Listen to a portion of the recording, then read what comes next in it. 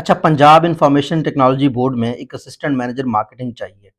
Ideally आपकी 16 year education यानी BBA होनी चाहिए आपके पास, या आपने एडवांस कंप्यूटिंग बिजनेस एडमिनिस्ट्रेशन में डिग्री की हो, मार्केटिंग में की हो, मास कम्युनिकेशन में की हो, इंफॉर्मेशन टेक्नोलॉजी में की हो, तो इसमें से मैनेजमेंट साइंसेज में की हो, और business and management sciences, digital media, public relations में भी अगर आपने की हो तो आप अप्लाई कर सकते हैं इसमें।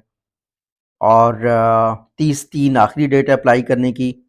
26 टू 45 ईयर अप्लाई करने की वो है एज है। आपने करना क्या है, develop and execute comprehensive marketing strategy बनानी है पंजाब के लेवल पे पीआईटीबी की।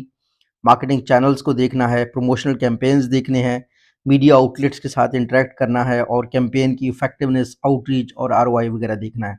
इस जॉब के लिए अप्लाई करें।